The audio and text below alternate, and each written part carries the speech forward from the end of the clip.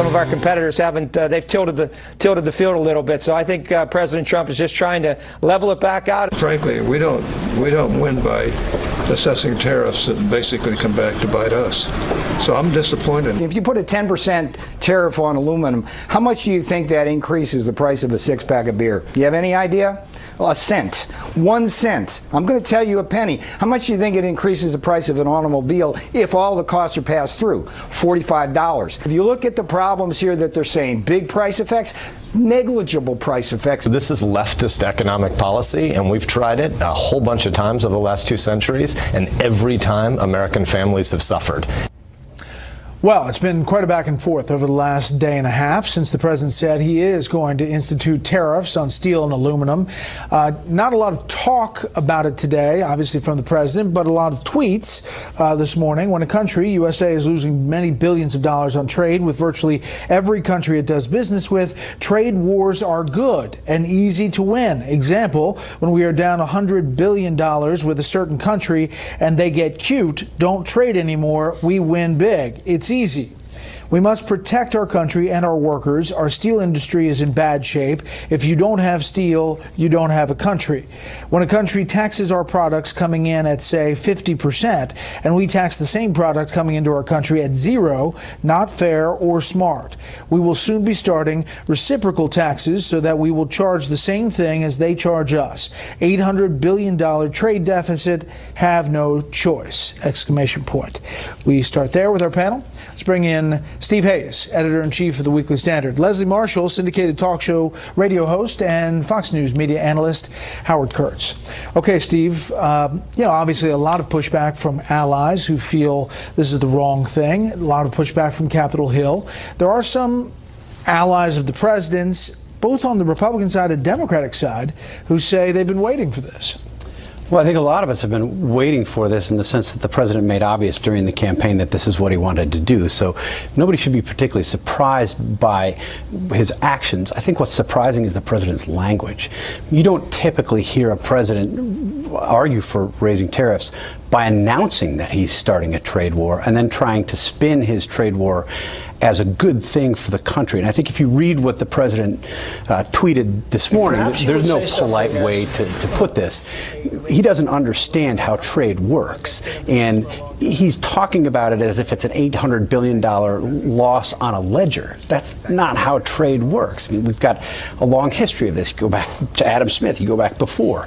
I think that the other problem is the White House doesn't really know what its own arguments are on trade. You just played Peter Navarro saying that this was only a $45 per car tax. If you look at the numbers that Wilbur Ross gave in a different interview, talking about 175 vehicles, $1 per car tax. That's a big difference. The total, if you use the Wilbur Ross numbers, you're talking about 17 million vehicles sold, and Scott Lincecum from the Cato Institute estimates that that's about a $3 billion new tax. These are taxes. These taxes will be passed on to the American consumer. It will protect the steel industry, and it will hurt consumers more broadly. All right, here is the Commerce Secretary out and about on CNBC today, Wilbur Ross. You've got to look at the job creation and the impact on American employees. American employees have borne the brunt of all the imported steel and aluminum that's been coming in. So corporate America may complain. The president is taking up the banner of Mr. and Mrs. America. Leslie.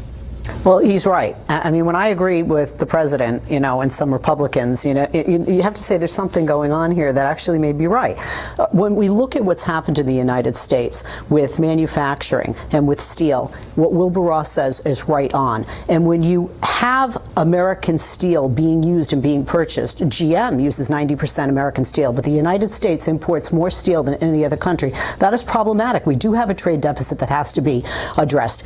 If you have these tariffs in place, you are then putting middle-class workers, the very people who put the president in his position in the Oval Office, in states like Wisconsin, in Pennsylvania, throughout the Rust Belt, you're putting these people back to work. And another thing, when we talk about infrastructure, people that I've spoken to say, The steel that is made in China, where we get a lot of our steel from, is not the quality of the steel made here in the United States. And I don't know about you, if you ever bought those T-shirts, 3 for $10, they fall apart in the wash after one wash. I don't want to drive over bridges like that. I don't want to be in buildings like that. So I think if we're going to really put America first, as the president says, this is actually a good step. You think you'll get many Democrats to sign on? I do think so. I do think so. All right, let me put up the support domestic steel demand by sector. This is according to the American Iron and Steel Institute. And you look at the percentages: construction, automotive, machinery, energy. It essentially touches all aspects of American life. Domestic aluminum consumption, there you see transportation, packaging, construction, electrical, machinery. Obviously, the beer companies and the companies that use aluminum also raising problems here. Yeah, like all tariffs, it hurts many industries. It helps a couple of industries. Look, Donald Trump has been talking about other countries taking America to the cleaners since the 1980s. But as president, he's been somewhat restrained in acting on this by people like Gary Cohn, the chief economic advisor. But now with the staff kind of thinning out, he's doing what he wants. Unfortunately for him, it's over the objections. We heard Ben Sass there on tape of many Republicans who have always run as free traders. It's a position, as Leslie just approved it, that is obviously more approved of by Democrats. So it's another example of Donald Trump being more of an independent president who sometimes takes a middle ground position. At the same time, we have to recognize that, you know, you can hold up an aluminum can and say it's only 1 cent, but we're already hearing lots of rumblings of retaliation from other countries. Trade wars may be good in the president's view, they may be fun, but they can be complicated and they can hurt America. On that other issue, Chris Cox with the NRA tweeting, "I had a great meeting tonight," that was last night, with Donald Trump and the Vice President, President and Vice President. "We all want safe schools, mental health reform, and to keep guns away from dangerous people. POTUS and VPOTUS support the Second Amendment, support strong due process, and don't want gun control. NRA, MAGA, Make America Great Again." Walking back again, that due process comment in that cabinet open hearing, what does this say? Is there something that'll move forward, do you think, Steve? Who knows? Honestly, I have no idea. We try to project this. We try to predict this. Talk to people in the White House. They try to predict what the president's going to say at any given time. He wasn't supposed to say, or he wasn't planning on saying what he said yesterday to the poll cameras about trade. This was totally ad-libbed, as Howie points out. This is something he's believed for a long time, so it's not accurate for people to say this comes out of nowhere. Yeah. But he wasn't planning on saying that. He certainly wasn't planning on saying what he said about gun control in the meeting, the bipartisan meeting the other day. He wasn't planning, his advisors weren't planning on him embracing Democratic talking points on immigration just a couple weeks ago. He's repeatedly said over the past several weeks things that have pleased Democrats. Now, whether he follows through on them, whether he acts on them, he's sounded in comments on guns, immigration, and trade a lot more like a liberal Democrat than he has a conservative Republican. It is like the gun debate in that this president doesn't follow the Republican orthodox playbook. But the fact that the NRA is coming out and providing cover now on that side, I mean, he's got all kinds of different things, talking points that are happening. And that's part of the problem. It's sort of like, you know, what day is it and what do you believe and what will he go forward with? And if we look at history, Congress has not been able to get this done, whether Republicans are in control and certainly even when Democrats are in control. We shall see. Next up, the Friday lightning round, Russia, immigration raids, plus winners and losers.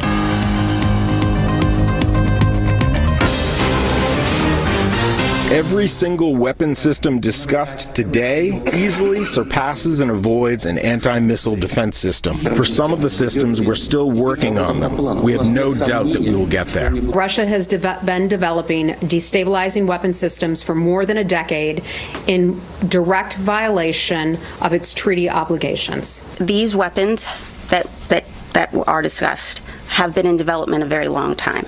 Our nuclear posture review takes all of this into account.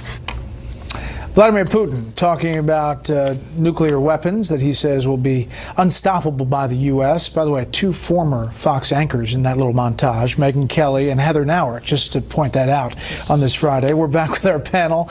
Russia flexing its muscles. Steve. Well, look, this was largely done, I think, for domestic consumption. Vladimir Putin making these kinds of comments to stir up patriotism before the election later this month. But he's able to do this in part because we've had successive administrations that haven't been tough on Russia. You had the Obama administration, which gave Russia a free hand in the Middle East, in Crimea, Syria, and elsewhere, and the Trump administration, which has tightened the policy a little bit. But rhetorically, the president has not gone after Vladimir Putin or raised alarms about Vladimir Putin in the way that he has about people he regards as true threats like Alec Baldwin. Howie Kurtz. Vladimir Putin has been watching too many Kim Jong-un videos. This was classic saber rattling in advance of the fake election. And it is striking, though, in the midst of the Alec Baldwin tweets, that the president, given this threat from the leader of Russia, didn't respond in some way. The silence was kind of deafening. Leslie, I mean, we can point to a list of things that the administration has done, often not touted, but even Danielle Pletka from AEI, who's no fan of Trump, said that they are doing some things on Russia that they're moving pretty quickly on. But how much is this, my missile's bigger than your missile, and the fish is this big, as opposed to this big? Because, in other words, how much is he bluffing? And that is something that the United States really has to look at, and our allies. Because, you know, some of these missiles are not operational. That's what, you know, the military here in the United States and the Pentagon are saying. And if Putin is 100% telling the truth, which I find that hard to believe, you know, I think this is a guy who, you know, bluffs pretty much and lies a lot, then the United States is more vulnerable to Russia, and that's definitely worrisome.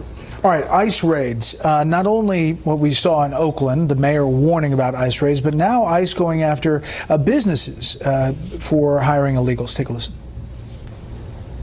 Donald Trump has declared war on our immigrant communities. We're here to stand united and to say that we do not want him ripping apart our families, ripping apart our economy, ripping apart California. The political desires of a local or a state administration have nothing to do with worksite enforcement, and no employer should believe that they have any protection or safe harbor from HSI's worksite enforcement program if they operate a business in what they or anybody else interprets to be a sanctuary city. I mean, this has become a major battleground, California.